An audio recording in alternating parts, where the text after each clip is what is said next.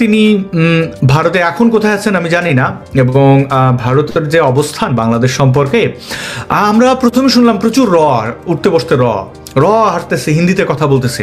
আবার এটাও কিন্তু প্র্যাকটিক্যাল যে বাংলাদেশে কয়েক লক্ষ বিহারিরা আটকে আছেন, তাদের ভাষা হিন্দি, তারা হিন্দিতে কথা বলেন। তো বা মোসাদ বা এই ধরনের যা বলা হয়, তারা চাইলে কি করতে পারে তা তো আমরা জানি, আমরা দেখি যে ছোট একটা অবস্থান কি হয়। আবার যারা এই যে ভারতের 26 লক্ষ লোক চাকরি করেন বলেন, এই যে আসিফ নজরুল, আবার তাদের হাতে এখন ক্ষমতা। তো এই গুলা গেল কি? এরা কি পরি না জিন না মোসাদ কই গেল? বা 26 লক্ষ ভারতীয় চাকরি করে তারাই বা কই গেল? মানে এগুলো কেন? মানে দুইটাই প্রশ্ন। তারা যদি না থাকে তাহলে তো এটাই স্পষ্ট যে যারা বলেছে আছে তারা কিসের ভিত্তিতে বলেছে, আর যদি তারা থাকে তাহলে তারা তো চাইলে শেখ হাসিনাকে ঠেকাইতে পারতো। কোনোটাই হইল না কেন? দেখেন, আমি আপনাকে একটা কথা বলি, সেটা হচ্ছে যে প্রথমত 26 লক্ষের ব্যাপারটা যে মিথ্যাচার, সেইটা তো দেখেছেন যে ফান্দে পড়িয়া বগা কান্দে। তাকে যখন জিজ্ঞাসা করা হলো, সে বলে যে আমি পত্রিকা থেকে দেখছি, আমি শিওর ছিলাম না, আমি তো গুনি নেই। তো এই লোকটা এই লোকটা যে একটা মৃত্যু, সে শোনেন, যখন তার এই আসিফ নজরুলের এই মিথ্যাচার, তার এই রং পাল্টানো গিরগিটি, আসাদ ভাই আপনি জানেন না, সে একসময় ঘাতক দালাল নির্মূল কমিটির ছিল। জানার ইমাম তাকে অনেক গবেষণার কাগজপত্র দিয়েছে, সেগুলো সে মেরে দিয়ে সে পালিয়ে গেছে। তো সেই সময় এরশাদুল বাড়ির মাধ্যমে সে পিএইচডি করতে গেছে, তাদের কাছ থেকে ফান্ড পেয়ে সে পুরা হোল আপনার যে আন্দোলন সেটার সাথে বিট্রে করেছে। এগুলো তো আমার কথা না। আমি একমত নিজুম ভাই, আমি একমত। কারণ ঘাতক দালাল নির্মূল কমিটির একজন শীর্ষ পর্যায়ের ব্যক্তিত্ব, আমি নাম উল্লেখ করছি না নিরাপত্তার কারণে, ব্যক্তির প্রাইভেসি অবশ্যই আমাদের রক্ষা করেছে। তো আমি নাম বলছি না, কিন্তু আমি এই ব্যাপারটি খুব ডিটেইলে জেনেছি। মানে আগে শুনতাম, বুঝতাম যে উনি লিখেছেন, উনি বলছেন, কিন্তু আমি এটা ঠিক আমি সেই ব্যক্তির কাছে চেনার জন্য আমি ওর একটা বই, আপনার দুইটা বই পড়তে বলবো। একটা হচ্ছে ক্যাম্পাসের যুবক, যেটা সে অন্যতম বাংলাদেশের 90 দশকের অন্যতম সন্ত্রাসী আমরা ডিটেইলে যাব না নিজুম ভাই, ঠিক আছে, আপনি দর্শক বন্ধুদের জন্য আরেকটা বই আছে, 71-এর ঘাতক দালাল এবং জাহান ইমাম প্রসঙ্গ। সেই জায়গাতে এই লোকটা 1973 সালের যে আইন, আপনার এই যে রাজাকারদের জন্য বা আন্তর্জাতিক অপরাধের জন্য যে আইন, সেটার যে প্রশংসা করেছে ভাই, সেখানে সে কত কথা বলেছে। অথচ দেখেন, রাজাকারদের বিচার শুরু হওয়ার পরে যখন সে জামাতের সাথে তার সখ্যতা বাড়লো, তখন সে বলা শুরু করলো এই বিচার স্বচ্ছ না, নিরপেক্ষ না, এই আইন চেঞ্জ করতে হবে। একই লোক, দুই রকমের কথা। আমি তাকে নিয়ে একটা লেখাও লিখেছিলাম যে এক রং পাল্টানো গিরগিটি, আসিফ নজরুল এক রং পাল্টানো গিরগিটি, যেটা নিয়ে আমি শীঘ্রই একটা ভিডিও বানাবো। সুতরাং এই লোক আমরা দেখেছি, আমরা দর্শক বন্ধুদের মধ্যে অনেকেই তো এখন তো আর জানেনি এই জেনারেশনে বই পড়ার ক্ষেত্রে কতটা অনীহা। যাই হোক, বইয়ের উদাহরণ না দিলে তার একদম জলজ্জান্ত টাটকা যে উদাহরণ, এগুলো শুনে বোধ হয় জেন জিরা বলবে ওই মামা না প্লিজ, যে তিনি বঙ্গবন্ধুর প্রশংসা, শেখ হাসিনার প্রশংসা, আবার সেই মানুষটাই 14 আগস্ট কি বক্তব্য দিয়েছেন। আসলে দেখেন, আমার মনে হয় সোশ্যাল মিডিয়া অ্যাক্টিভিস্ট হিসেবে, আমি তো দেশে থাকি না, আমি দেখি মানুষের মধ্যে যারা আন্দোলনের সাথে প্রোলি অ্যাক্টিভ ছিলেন, তাদের মধ্যে এই আসিফ নজরুলদের কথাবার্তা, বঙ্গবন্ধুকে অপমান অপদস্থ করা, মুছে দেওয়ার যে চেষ্টা, আমরা স্বাধীনতার সপক্ষের শক্তিরা রাজাকারদেরই মুছে দিতে পারেনি। আর আওয়ামী লীগকে মুছে দেওয়াটা, এটা মনে করি যে বালখিল্য আচরণ, এটা সম্ভব না। যে কারণে আমার এত জিজ্ঞাসার জায়গাগুলো। নিজুম মজুমদার, আপনি এটা ঠিক বলেছেন যে আমি আপনাকে এই জায়গাতে এই পয়েন্টে একটা কথা বলি। আপনি তো আওয়ামী লীগের অনেক সমালোচনা করেন না? হ্যাঁ, আমাদের লাগবে না। আওয়ামী লীগকে কেউ মুছে দিতে আসলে আমি 100% শিওর আপনিই লড়বেন। আপনি আওয়ামী লীগকে ভালোবেসে লড়বেন না, আপনি যেই কারণে লড়বেন কথা বলা স্বাধীনতার জন্য, তাই তো? সুতরাং আওয়ামী লীগ, মানে যারা আওয়ামী লীগের সমালোচনা করে, তারাও আওয়ামী লীগকে এইভাবে করতে দিবে না, বা বন্ধ হতে দিবে না, বা তাদেরকে শেষ করে যেতে দিবে না। সুতরাং আমরা এই কারণেই ভয় পাই না যে প্রত্যেকটা ফ্যামিলিতে, বাংলাদেশের প্রত্যেকটা ফ্যামিলিতে আমরা মনে করি কোথাও না কোথাও একটা পরিবার, একটা বিশাল পরিবারের ভেতরে কোথাও না কোথাও বাংলাদেশের মুক্তিযুদ্ধের চেতনা আছে, জাগ্রত আছে, এবং আওয়ামী লীগের বীজ সেখানে সন্নিবেশিত আছে বলে আমরা অন্ততপক্ষে বিশ্বাস করি। আমি যে কারণে মনে করি যে আওয়ামী লীগ এখন ভিকটিম, কেন মনে করি তার অনেকগুলো কারণ। আমাকে যদি 2024 সালে এসে সোশ্যাল মিডিয়া অ্যাক্টিভিজম যেহেতু করি, মানুষের সাথে যোগাযোগ থাকে, অনেককেই চিনি, জানি, বুঝি, বোঝার চেষ্টা করি, এটা আমার কাজের স্বার্থে, আদর্শিক স্বার্থে।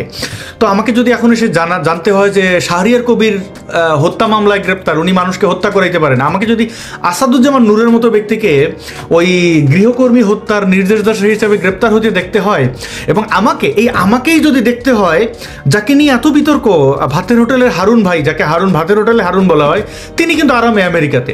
আমাকে দেখতে হয় হাসান মাহমুদ দেশে নাই, আমাকে স্বরাষ্ট্রমন্ত্রী কামাল, আসাদুজ্জামান খান কামাল, উনি কোথায়? আমাকে যদি দেখতে হয়, মানে এরকম যাদের উপরে এত ক্ষোভ, তাদেরকে তো জেনজি বের করে দিল, মানে আরামে, মানে সেফ এক্সিট যাকে বলা হয়। কিন্তু কাদেরকে ভিকটিম করা হচ্ছে? এবং বঙ্গবন্ধুর ভাস্কর্য, বঙ্গবন্ধু করছেন কি? এগুলো দেখতে হলে তো আওয়ামী লীগকে আমার অবশ্যই, মানে আরও অনেকগুলো ঘটনা ডিটেলে বলা যাবে, কিন্তু আপনি যখন দীপুমণিকে হত্যা মামলায় গ্রেপ্তার করবেন, তার ব্যাপারে দুর্নীতি থাকতে পারে, আমি জানি না মাঠ পর্যায়ে এই বিষয়গুলো আমার ডিটেল। কিন্তু আমাদের যদি এই সময় এসে সবাইকে, আমি শব্দটা এখানে আর উচ্চারণ করলাম না, কিন্তু বোকাশোকা মনে করে এই ইউনূস সরকার, তাহলে তো এর চেয়ে আর দুঃখজনক কিছু থাকতে পারে না। করেছে আদালতে নিশ্চয়ই দেখেছেন, আমি সবই দেখেছি, কিন্তু এই জিনিসগুলো দেখার পরে যদি আমাকে বুঝতে হয় যে আমি কি বোকা, বা আমরা কি বোকা, এতটাই বোকা, আমি ভয় ওকার দিয়ে আমি এটা আর বললাম না, মানে যে আমরা কি মানে ঘাস খাই, আর ঘাস খেলেও ঘাস যে প্রাণীগুলো খায় তাদের কি বুদ্ধি নাই? তো এই জিনিসগুলো দেখে আমি খুব আমার হাসিও পায়, জানি না এই ভিডিওর এই অংশটুকু বোধহয় একটা সময় ইতিহাস হবে, যে ডক্টর মোহাম্মদ ইউনূসের সরকারদের, তাদের যে দাম্ভিকতা দেখছি, এটার আসলে কি হবে, তাদের সাথে যে এই আচরণটা হবে না, তারা যে নজির স্থাপন করছে। বুঝলাম আওয়ামী লীগ খুব খারাপ করছে, হ্যাঁ, বা কিছু জায়গায় যে করে নাই তা তো না, করছে, কিন্তু তার চেয়ে যে কয়েক গুণ ফেরত দেওয়া হচ্ছে। আসিফ নজরুল সাহেব, তিনি যে এত আইনের ফুলজুরি অধিকার এত কথা বলেছেন, তিনি কত বড় একজন সন্ত্রাসীর ভূমিকা পালন করছেন, তিনি ভাবছেন যে কেউ দেখছে না, কিন্তু মানুষকে তো সবকিছু সবাই দেখছে, জনস্রোত। আমি বুঝি না যে এই জিনিসগুলো মানুষ কিভাবে ভাবে।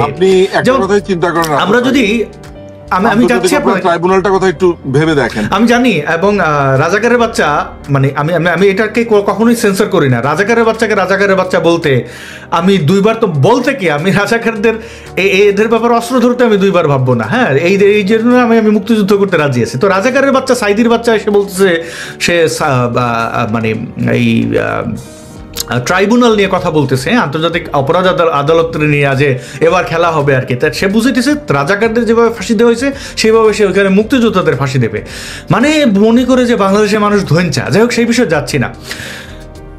হজরত পিনাকি ভট্টাচার্য, মানে হজরত হচ্ছে, আমি এটা কোনো ধর্মের বিশেষণ ব্যবহার করছি না, এটা হচ্ছে সম্মান করে তাকে বলছি। পিনাকি ভট্টাচার্য বেশ কান্নাকাটি করছেন, তিনি ভাবছিলেন অনেক কিছু হবেন, তো তার যে অবস্থা সেটা না হয়ে হইল আর কি।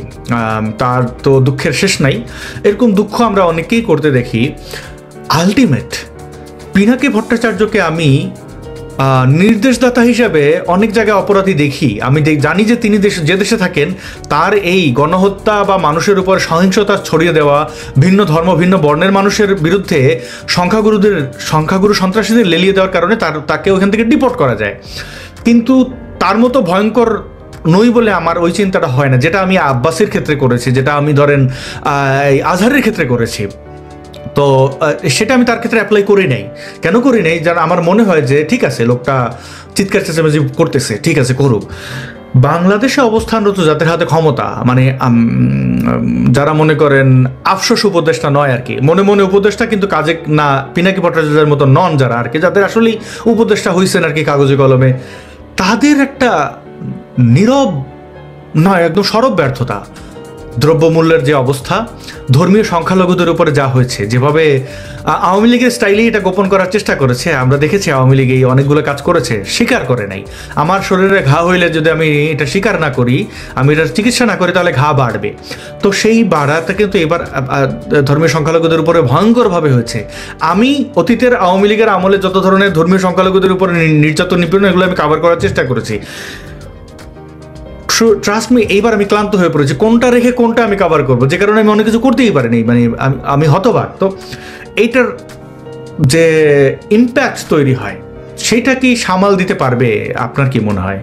মানে প্রশ্নটা অনেক জটিল। আপনি ওভারঅল যদি এই আফসোস উপদেষ্টা এবং একই স্টাইলে দমন নিপীড়নের যে চেষ্টা, এটার ফলাফল কি দেখেন, আমি আপনাকে বলি, আপনারা যেভাবে ডক্টর ইউনূসকে আপনারা যেভাবে বিবেচনা করেন, আমার বিবেচনার জায়গাটা একটু ভিন্ন। বিকজ আমরা তো ধরেন একটু ভেতরে কাজ করি, আমি ব্যক্তিগতভাবে আপনার মতোই আজকে থেকে বছরখানেক আগে বা 2 বছর আগে হয়তো আপনার মতোই আমি দেখতে পারতাম যে তিনি সামাজিক ব্যবসা করেছেন, তিনি এইটা করেছেন সেইটা করেছেন। আমি যখন থেকে তার দুর্নীতির তথ্যগুলো কাজ করা শুরু করলাম, দুর্নীতি নিয়ে কাজ করা শুরু করলাম, গ্রামীণ ব্যাংকে আমার তখন যাতায়াত ছিল। সো এখনো আমি তাদের ডকুমেন্টস গুলো যখন আমি কাজ করছি এগুলো নিয়ে, তার দুর্নীতিগুলোকে যখন এখন আমরা কাজ করে যাচ্ছি, সামনে এগুলো খুব শীঘ্রই প্রকাশিত হবে। সো তখন আমি জানি যে এই লোকটি ভয়ঙ্কর পরিমাণ একটা ধূর্ত লোক। আপনার কোনো ধারণাই নাই সারা পৃথিবীতে এই লোকের কত টাকা বিনিয়োগ করা আছে। শুধু ফ্রান্সেই এই লোকের বিনিয়োগ আছে প্রায় $2.5 বিলিয়ন। আমি আপনাকে এই কথাটার দায়িত্ব নিয়ে বলছি। বাংলাদেশ থেকে কয়দিন আগে সে তার ট্যাক্স মওকুফ করালো। এই টাকাটা কিন্তু বাংলাদেশ সরকার পেত, কোনো ব্যক্তি পেত না। গ্রামীণ ব্যাংক কর দিলে সেই করটা কিন্তু পেত হচ্ছে কে? এই দেশের মানুষ পেত। আপনাকে আমি একটা ছোট উদাহরণ দেই, তার দুর্নীতি কোন লেভেলে তিনি দুর্নীতি আছেন। সেদিন মনে হয় বলেছিলাম একটা প্রোগ্রামে যে তিনি, তার ফ্যামিলির একটা প্যাকেজিং কোম্পানি আছে, এই কোম্পানিটাকে সে গ্রামীণ ব্যাংকে নিয়ে এসে গ্রামীণ ব্যাংকের সমস্ত প্যাকেজিং এর কাজ এই কোম্পানিকে দিয়ে দিয়েছে। অথচ গ্রামীণ ব্যাংকের যেই অধ্যাদেশ আছে, যে নীতিমালা আছে, সেইটা অনুযায়ী তার এই কাজ কমপ্লিটলি অবৈধ। তিনি একদম কোনো বৈধ নিয়ম ছাড়া তিনি 9 কোটি টাকা ঋণ দিয়েছেন এই প্যাকেজিং কোম্পানিকে। সেগুলোর ডকুমেন্টস এই মুহূর্তে আমার কাছে আছে।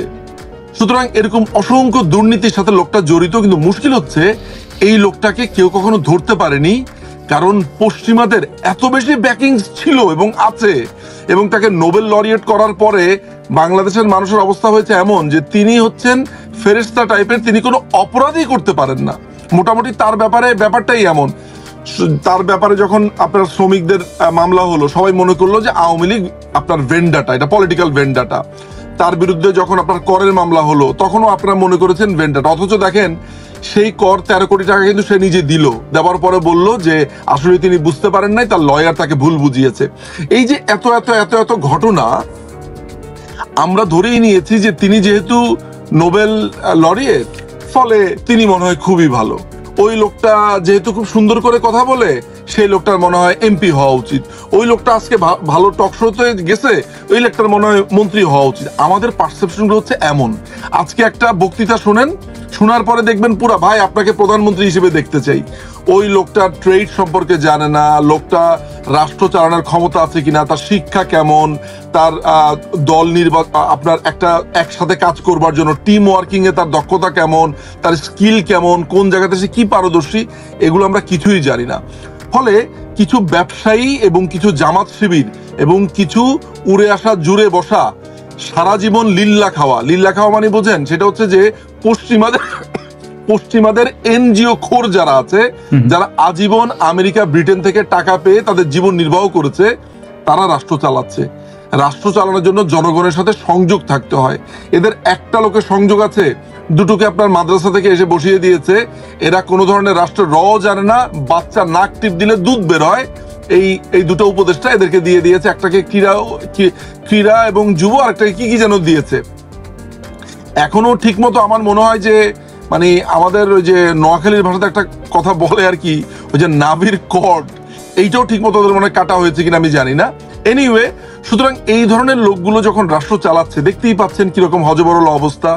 তারা এই যে ইনডেমনিটি তারা দিয়ে দিয়েছে, যারা খুন করেছে তাদের বিচার করা যাবে না, কর মাফ করে দিয়েছে। আপনার দ্রব্যমূল্যের যে প্রাইস হাইক আপনি দেখতে পাচ্ছেন, আপনার যারা সংখ্যালঘু আছে তাদেরকে কিভাবে খুন করেছে, তারপরে আওয়ামী লীগের নেতাকর্মীদেরকে কিভাবে টর্চার করছে, কিভাবে তাদেরকে ধরে নিয়ে যাচ্ছে, কিভাবে তাদেরকে নির্যাতন করছে। পুরো একটা রাহাজানির মতো অবস্থা, পুরো একটা অরাজক পরিস্থিতি। এবং আমি কোয়াইট শিওর যে এদের হায়াত কমে এসেছে। এটা তাদের দাম্ভিকতা দেখে বোঝা যায় যে তলা আসলে শূন্য রয়েছে। আপনি শুনলে অবাক হবেন আসাদ ভাই, একটা মোহাম্মদ ইউনূসের মোহাম্মদ ইউনূস এখন ইউনূস সেন্টারে ইউনূস সেন্টারে তারা কি করে আপনার কোনো ধারণাই নাই। তারা এখন মানে আমি কি বলবো আপনাকে, এটা আসলে বলাটা ঠিক হবে না, এটা না বলি, শুধু এতটুকু জেনে রাখেন, তারা এখন আন্ডারগ্রাউন্ডে যা করছে এটা ভয়ঙ্কর। এটা আওয়ামী লীগকে কিছু বলতে হবে না, অন্যান্য রাজনৈতিক পার্টিগুলোই খেপে যাবে কয়েকদিনের মধ্যে।